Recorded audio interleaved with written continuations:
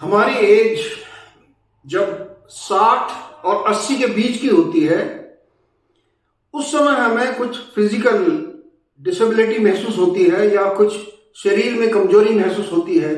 कई बार लगता है कि हम कुछ काम करना चाहते हैं लेकिन उसे करने में सक्षम नहीं है।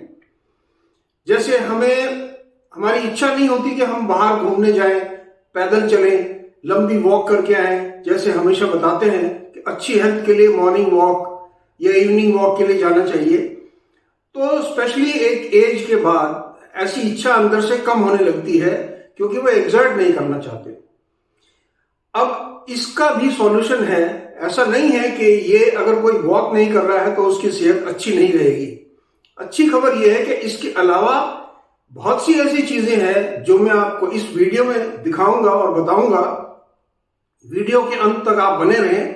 और खास तौर से जो लास्ट की 2 चीजें मैं बताने जा रहा हूं वो इतनी इंपॉर्टेंट है कि वो आपको जो एज रेस्ट्रिक्शंस की वजह से हम मूवमेंट नहीं कर पाते, सपोज बिस्तर से ही उठना है तो हमें किसी के सहारे की जरूरत पड़ती है या बहुत मुश्किल से उठ पाते हैं, या सडनली चेयर से उठ करके हमें चलना हो तो कष्ट होता है। कई बार हाथ पैर घुटनों पर हाथ रख के उठना पड़ता है, या चेयर का सहारा भी लेने लगे, चेयर एक साइड में पलट जाए, चोट लगने का डर रहता है, या कई बार बाथरूम में ऐसा होता है कि हम गिर जाते हैं।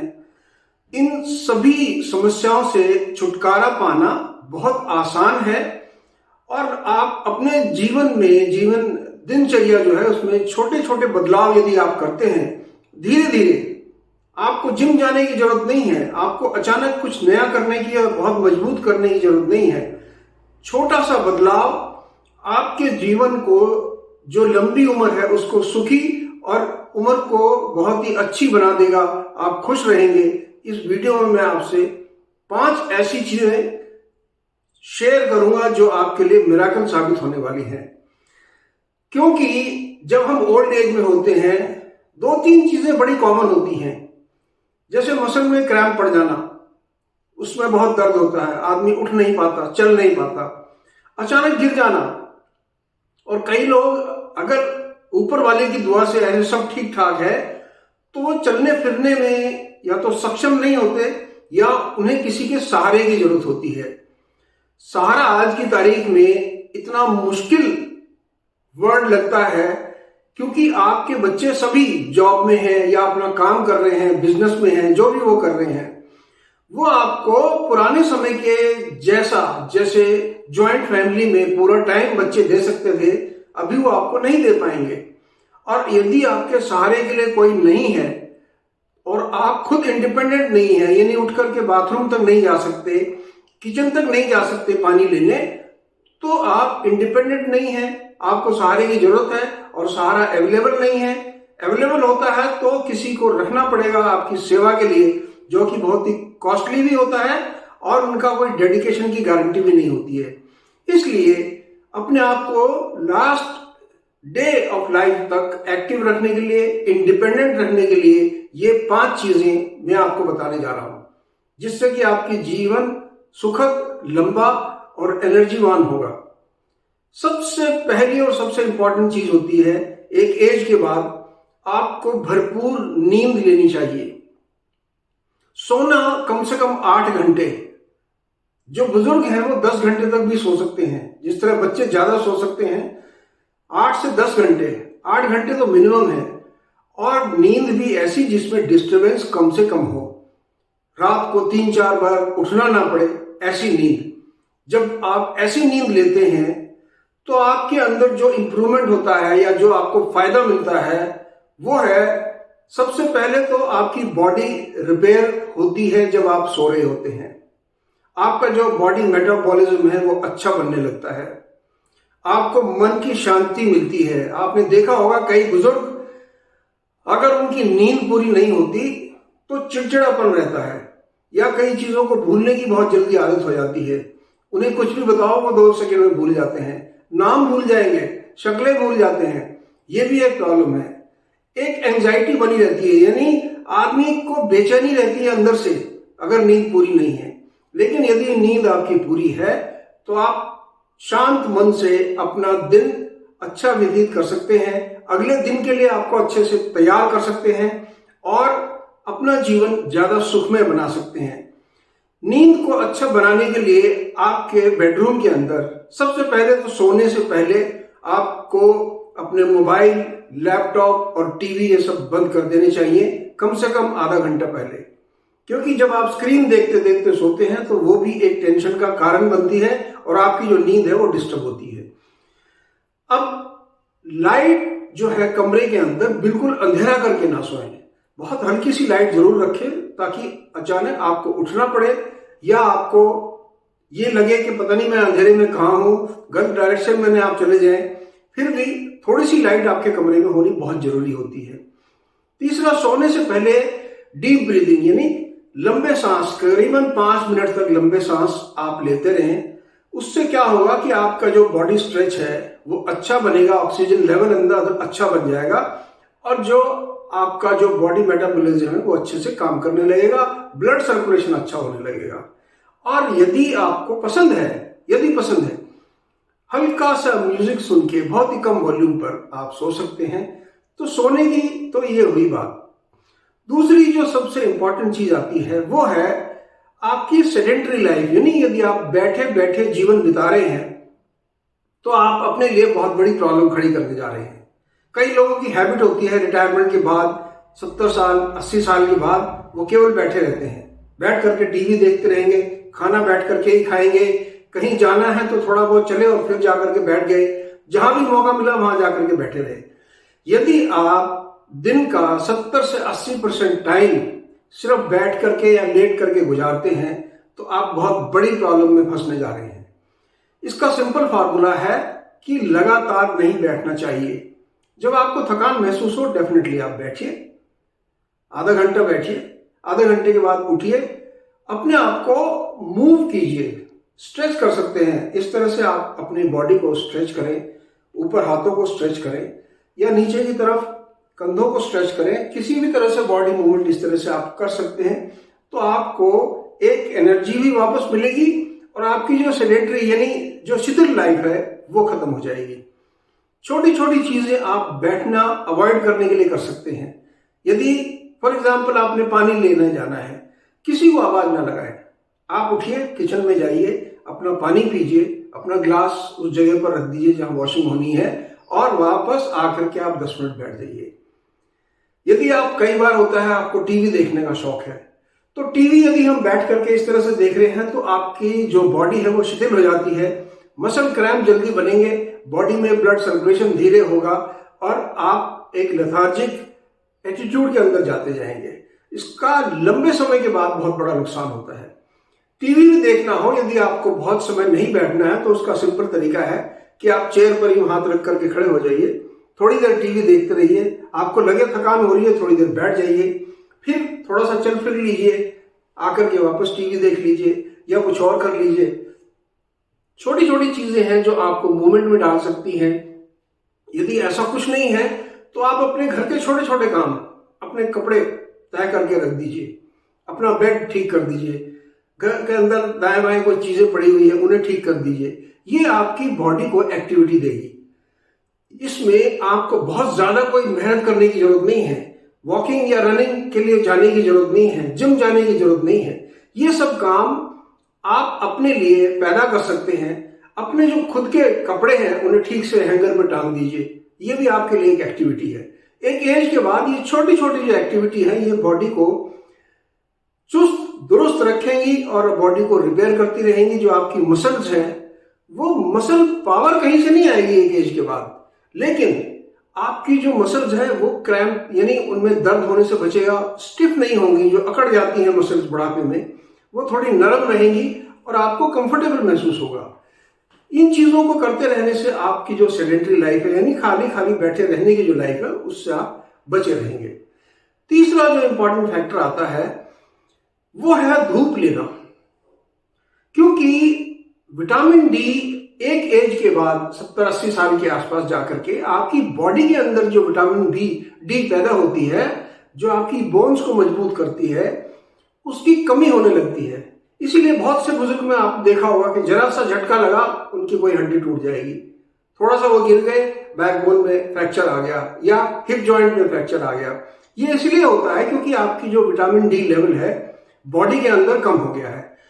और अगर विटामिन डी लेवल कम है तो वो सिर्फ टेबलेट खाने से पूरा नहीं होगा, आपको नेचुरल विटामिन डी लेना पड़ेगा और जो आपको फ्रीली सूरज की रोशनी में अवेलेबल है। अब आप कहेंगे मैं तो साहब फ्लैट में रहता हूं, सूरज की रोशनी कहां मिलेगी? मिलेगी यदि आप ढूंढने जाएंगे। आप यहां से 100 गज 150 गज कोई शॉप है या पार्क है, आप उसमें 10 मिनट के लिए चले जाइए, हल्की वॉक करते हुए वहां जाइए। बेशक आप 100 गज चलने में असमर्थ हैं तो 50 गज चलिए, बैठ जाइए। अगर आप 2 मिनट 3 मिनट धूप में बैठे हैं फिर आगे जाकर के बैठ जाइए, थोड़ी देर पार्क में चले जाइए। यदि आपके पास पॉसिबिलिटी है तो धूप आपकी बालकनी में आती होगी, वहां बैठ जाइए, पोर्च में बैठ जाइए, कहीं पर भी, यानी नेबरहुड में चले जाइए। अगर आपको लगता है सड़क पर 5 मिनट के लिए घूम लीजिए। तो ये जो फ्री की धूप आपको विटामिन डी मिल रही है, इसे लेना मत भूलिए। ये आपके लिए तीसरा सबसे इंपॉर्टेंट फैक्टर है, क्योंकि जैसे ही आप विटामिन डी की पूर्ति करते रहेंगे, आप में बॉडी में लचीलापन भी रहेगा, आप फ्रेश भी महसूस करेंगे और विटामिन डी की कमी भी, और आपको फ्रेश एयर जो है वो आपकी बॉडी में जाती रहेगी। केवल कमरे में बंद होकर के अपनी लाइफ को जीना छोड़ दीजिए। यह आपके लिए तीसरा फैक्टर है।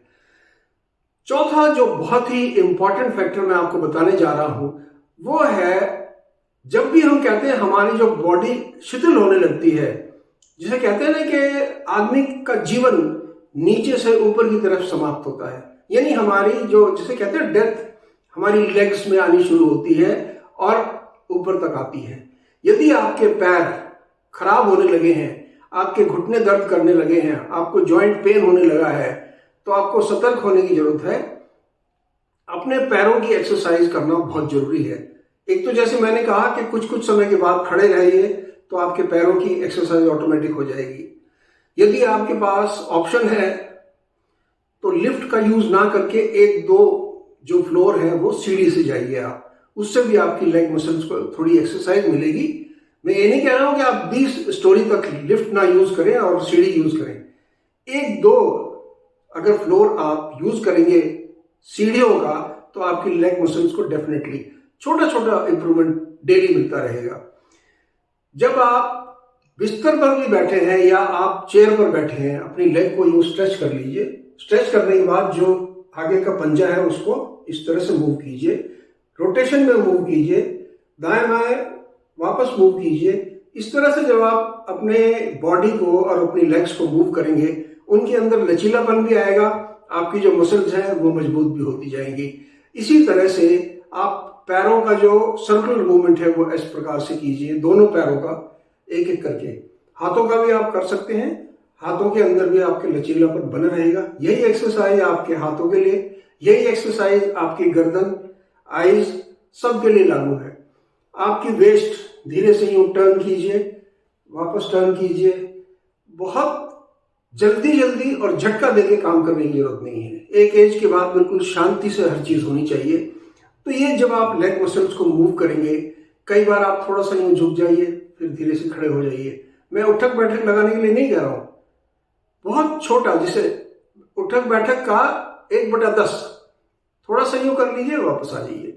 इसी से जो आपकी लेग मसल्स हैं वो एक्टिव रहेंगी और आपकी जो प्रॉब्लम है घुटनों में दर्द की, चलने में दिक्कत की, ये सब आपसे दूर रहेंगी। और सबसे बड़ी बात, आप इंडिपेंडेंट रहेंगे, यानी खुद उठ करके अपने बाथरूम जा सकते हैं, खुद उठ करके अपने काम कर सकते हैं, किचन में जा सकते हैं, छोटे मोटे काम अपने आप कर सकते हैं, गार्डन तक जा सकते हैं। अगर आपको शौक है तो छोटी मोटी गार्डनिंग कर सकते हैं।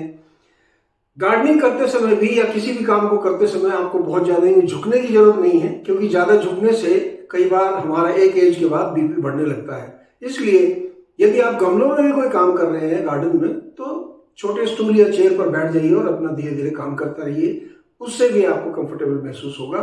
तो ये चौथा आपका फैक्टर है। पांचवा जो सबसे इंपॉर्टेंट मैं बताना चाहता हूं वो ये है कि आपको योगा और मेडिटेशन। अब आप कहेंगे कि साहब मेरा तो मन ही नहीं करता है योगा मेडिटेशन का। पहले तो मैं योगा मेडिटेशन का आपको बेनिफिट बता देता हूं। आपको बैलेंस बनाता है, मेंटल स्टेबिलिटी देता है, पीस ऑफ माइंड देता है, यानी मन की शांति और दिमाग की शांति आपको प्रदान करता है। ये जो भटकाव रहता है हमारे अंदर उसको दूर करता है। योगा हमारी जो बॉडी मसल्स हैं, बॉडी जॉइंट्स हैं, हमारे नी जॉइंट्स हैं, पैरों की उंगलियां हैं, उन सबको मूवमेंट करने की वजह से, वेरियस एक्सरसाइज करने की वजह से हमारी चेस्ट, हमारा ब्रीदिंग प्रॉब्लम, हमारे जो श्वास नली है या डाइजेस्टिव सिस्टम है, सबको सपोर्ट करता है योगा। लाइट योगा एक्सरसाइज, बहुत ज़्यादा स्ट्रॉन्ग या स्टिफ होने की आपको जरूरत नहीं है। अगर आपको लगता है कि आप योगा केवल 10 मिनट कर सकते हैं तो केवल 10 मिनट कीजिए। सेलेक्टिव एक्सरसाइज जो आपकी एज के लिए है, यानी हाथों की, उंगलियों की, पैरों के पंजे की, साइकिलिंग मूवमेंट धीरे धीरे पैरों का, हाथों का, ये जो योगा एक्सरसाइज है, और मेडिटेशन, यदि शांति से कुछ समय बैठ सकते हैं। सबसे बड़ा फायदा योगा करने का है कि आपको कोई बहुत बड़ा इक्विपमेंट लाने की जरूरत नहीं है, कहीं जिम जाने की जरूरत नहीं है। अपने कमरे में शांति की एक जगह ढूंढिए, आराम से आलती पालती मार करके बैठ जाइए, आपकी योगा एक्सरसाइज पूरी हो जाएगी। ये योगा का बहुत बड़ा फैक्टर है और बहुत बड़ा फायदा है। अब आपको लगता है कि साहब मैं इतना रेगुलर नहीं हो सकता, मेरे बस की नहीं है कि मैं डेली उठ करके ये करूं, कभी योगा करने जाऊं, कभी धूप में जाऊं, कभी ये करूं। छोड़ दीजिए सारी चीजें। जो मैंने 5 चीजें बताई हैं, यदि आपको अच्छी लगी हैं, आप मेरे चैनल पर नए हैं तो चैनल को सब्सक्राइब, वीडियो को लाइक शेयर करना ना भूलें। अब मैं आपको बताता हूं last but not the least, क्योंकि अपने लिए तो आपको कुछ ना कुछ करना ही पड़ेगा। अगर आपको कुछ भी ये रूटीन फॉलो नहीं करना है, मत कीजिए। सिंपल काम कीजिए। जब भी आपको अंदर से फीलिंग आए कि चलो मैं उठ के थोड़ा चलता हूं, बाथरूम तक चला जाता हूं, किसी छोटे बच्चे के साथ, आपके ग्रैंड चिल्ड्रन हो या आस पड़ोस में कोई हो, उनके पास मिल आता हूं, जरूर जाइए, ये मूवमेंट रखिए। आज एक बर्तन ही धो देता हूँ, मेरा ग्लास गंदा पड़ा है, मैं अपने आप धो देता हूँ। आप ये एक्टिविटी कर लीजिए। अपने जो बेड की चादर है उसे झाड़ करके दोबारा बिछा दीजिए। ये भी अगर आप करते हैं तो भी आप सेडेंटरी लाइफ से बचे रहेंगे। और अगर आप ये भी नहीं कर सकते तो बहुत बड़ा क्वेश्चन मार्क है, जिसके बारे में मैं आपसे बात नहीं करना चाहूंगा। ये सब प्रॉब्लम आप खुद सॉल्व कर सकते हैं और आपको फायदा नंबर 1, आप बाथरूम में खड़े खड़े गिरेंगे नहीं। गिरने की बहुत बड़ी प्रॉब्लम होती है बुजुर्गों के अंदर। आप स्लिप नहीं होंगे, आप किसी का सहारा नहीं लेंगे, क्योंकि बिना हेल्प के बाथरूम जाना ये भी एक अचीवमेंट है 80 साल की उम्र के बाद। इसलिए इन चीज़ों को फॉलो कीजिए। वीडियो अच्छी लगी हो तो अपने कमेंट बॉक्स में अपने कमेंट जरूर दीजिए।